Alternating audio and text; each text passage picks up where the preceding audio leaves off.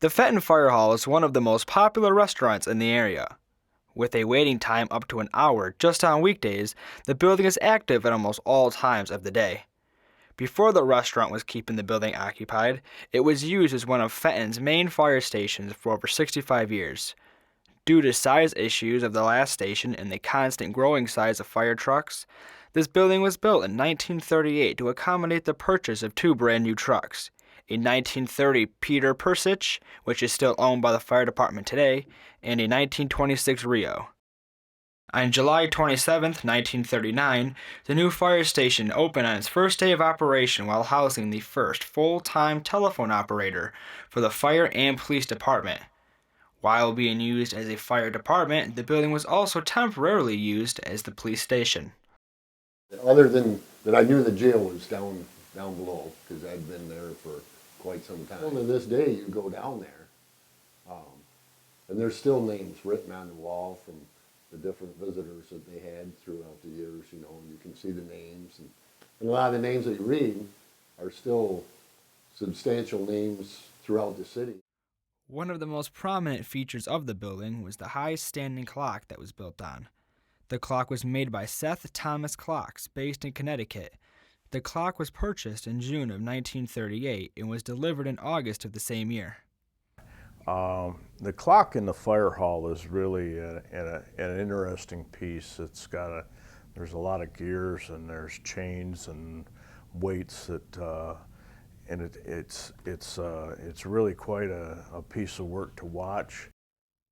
Throughout the years of 1940 to 1960-ish, the average fire truck cost anywhere from $12,000 to $25,000.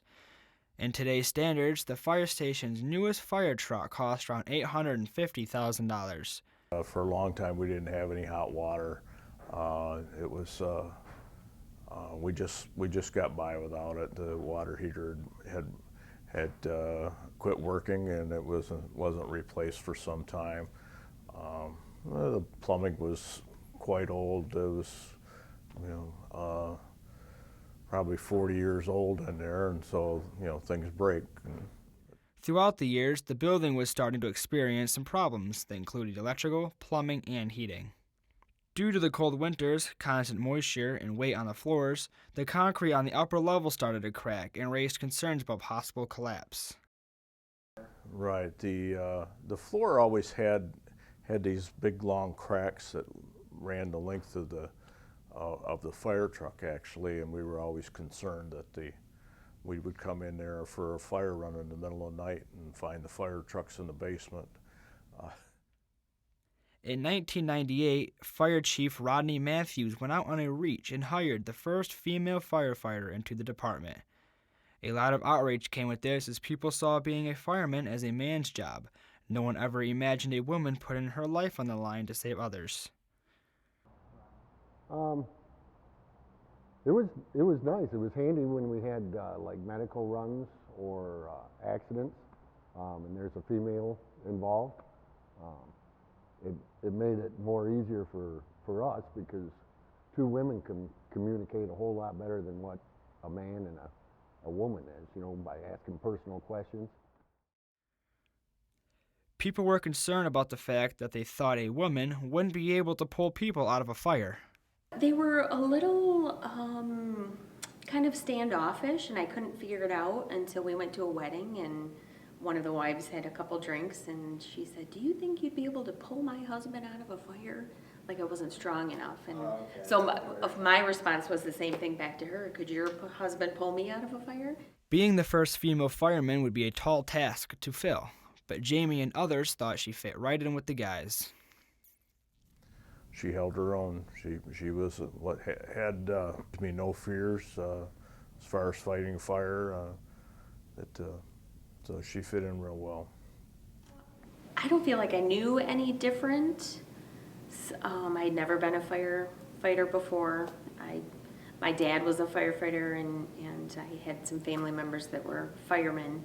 However, my boyfriend at the time was a fireman, and they just had this great family unit. Everybody looked out for everybody, and obviously you have to have everybody's back when you're going into a burning building. And So I was a little apprehensive at first, but I feel like I fit right in. Shortly after Jamie was hired, the department and the city decided the 60-year-old building was once again becoming too small for their needs. The fire trucks were getting bigger and the need for more firemen grew, so the city began talks on building a new station. In 2003, the brand new fire station was built just down the road from the old one. Costing around $2.5 million, the new station offered 6 bay doors, multiple offices, a kitchen, a lounge area, a meeting room, radio room, weight room, locker rooms, and much more. Despite the brand new building, the old fire hall was where many of today's firemen started their careers. But it was unique. I mean, I still miss it to this day. I mean, I love this station, but I'd go back there in a heartbeat. I really would. Some recall the fire station as being their home away from home. The fire station is where your second family is, and as you grow older and overcome more challenges together, as a team, it only brings you closer to the people you're surrounded by when you're on the scene or playing cards back at the station. You learn to love the people you're around and make the best of any situation. I feel like I kind of grew up there. I grew up, as a person there, learning about how you can have a family outside of your family, because that's what a lot of these guys are. Their family's out of town, and they see these guys every day. They know about their wives, their kids. The kids are growing up together. It's just that really kind of molded me as who I am now.